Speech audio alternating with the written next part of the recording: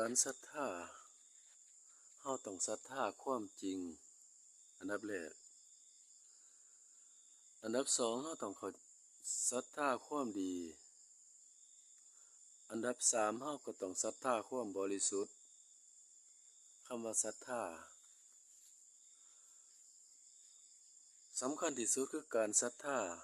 โดยที่ตรงต่อความดีตรงต่อความจริงตรงต่อความบริสุทธิ์ว่านี่ผู้ใดบวชเข้าไปนั้นไปทำลายวินัยไปทำลายคำสอนนั่นคือเศษมนุษย์ที่อัปปีสีกบาลคือผู้จะหักล้างพระธรรมคำสอนผู้ที่จะทำลายผู้ที่มีพระคุณของเฮาเองทำลายศาสดาของเฮาเองเพิ่นบัญญัติไว้ดีแล้วเพิ่นบัญญัติไว้ดีแล้วไผจะเปลี่ยนก็เปลี่ยนบ่ได้ผู้ที่จะเป็นสมณะนั้นบ่ควรจะยินดีในเงินและทองบ่ควรจะจับต้องเงินทองบ่ควรจะให้ผู้ใดมาจับแทนได้ใดๆทั้งสิ้นทุกกรณีนักบวชทั้งหลายนั้นเพื่อหยังเพื่อจะถึงพร้อมเหตุที่จะบ่เกิดจึงบวชเข้าไปอาศัยปัจจัยสี่ไปอาศัยเศษข้าวของชาวบ้านกินบ่แม่นไปหาผลประโยชน์อันนั้นมันจะขัดกันกับแนวทางของพุทธว่านี่ลูกศิษย์ลูกหาก็ศึกษาเบิ่งให้ดีรักษาพระธรรมคำสอนให้ดีรักษาความบริสุทธิ์ให้ดีบ่แม่นจะมาปกป้องกันเขาจะยินดีในเงินและทองบ่ได้เขาจะจับต้องเงินทองบ่ได้เลยเขาจะนำเงินไปแจกไปทำบุญเฮาว่าไปทำบุญแต่ว่าสิทำบุญได้จังใดเพราะว่ามันบ่แม่นกิจของเขากิจของสงฆ์นั้นมันมีแค่2ข้อศึกษาพระธรรมให้แตกฉานจนดับเป็นสมุจเฉทแล้วก็ขัดเกลากิเลสบ่ได้ยินดีพอใจใดๆทั้งสิ้นบ่ว่ารูปรสรูปกลิ่นรูปสีรูปเสียงเขาต้องขัดเกลาออกเพื่อจะดับเป็นสมุจเฉทเพื่อจะถึงพร้อมเพื่อจะถึงขั้นเป็นพระที่บริสุทธิ์ทั้งกายทั้งวาจาทั้งใจนั่นจังแม่นแนวทางของพุทธบัดนี้ลูกศิษย์ลูกหาที่มาปกป้องคนที่เฮ็ดความบ่ดีความบ่ถูกความบ่ต้องจะรักษาได้จังใดเข้าไปก็ยังสิไปสูบยาอยู่แม้แต่กิเลสของตนก็ยังขัดเกลาออกบ่ได้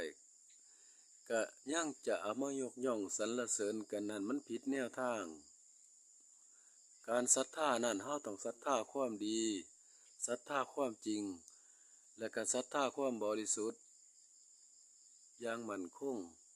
นั่นจังแม่นศรัทธาบ่แม่นศรัทธาความเสื่อมบ่แม่นศรัทธาความด่างพร้อยคำว่าศรัทธาถือโอกาสมาประกาศให้ฟังบ่แม่นสอนบ่มีผู้ใดจะสอนผู้ใดได้บ่มีผู้ใดจะมาเจ็บแทนกันได้บ่มีผู้ใดจะมาตายแทนกันได้บ่มีผู้ใดจะมาดีแทนกันได้บ่มีผู้ใดจะมาชั่วแทนกันได้ตนเท่านั้นเป็นที่พึ่งของตนบิดาเพิ่นบอกไว้แล้วพระพุทธเจ้านั้นคือบิดาแท้เฮาทุกคนทั่วสากลโลกนี้เพิ่นเห็นธรรมเพิ่นเห็นความจริงเพิ่นชี้ให้เห็นธรรมน่ะคือมีอยู่ทุกคนทุกแห่งแม่นบ่มีพระพุทธเจ้าธรรมเขาก็มีจังซี่ธรรมมันคือความจริง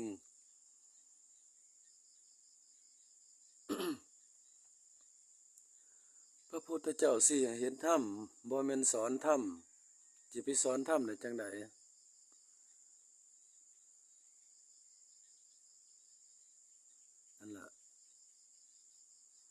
ะฉะนั้นเฮาไปปกป้องความบ่ดีมันก็แฮ่งหลายความบ่บริสุทธิ์มันก็แฮ่งเกิดขึ้นหลายเฮาจะอ่าบวชเข้าไปเพื่อจะไปทำลายบ่หรือเฮาจะไปสนับสนุนผู้ที่เขาทำลายบ่แนวทางของพุทธนั้นบ่มีพิธีกรรมใดๆทั้งสิ้นเป็นธรรมศาสนาเป็นแนวทางศาสตร์ตัวนี้จะมาศึกษาค้นคว้าหาความจริงบ่แม่นไสยศาสตร์บ่แม่นอ้อนวอนจะไปพึ่งผู้อื่นตนเท่านั้นจะพึ่งตนได้ความดีถ้าเฮาบ่สร้างให้ผู้อื่นสร้างแทนมันเป็นไปบ่ได้นั่นล่ะคำว่าไสยศาสตร์หมายถึงเฮาไปหยอกกับแตนแล้วแตนตอดเฮาแล้วเฮาบ่อยากเจ็บเฮาอยากให้ผู้อื่นไปล้างความเจ็บออกให้มันเป็นไปบ่ได้นั่นคือความเชื่อที่ผิดผู้ใดไปเฮ็ดแตนเฮ็ดตอแล้วถูกเขาตอดเฮาก็ต้องรับผลตัวนั้นให้มันได้เฮาต้องรับความเจ็บให้มันได้เฮาต้องเข้าใจว่าเหตุมันเกิดจากหยังเหตุมันเกิดขึ้นจากเฮาไปยุ่งกับแตนทุกอย่างก็จะเป็นจังซั่นนั่นคือสัจธรรมนั่นคือความจริง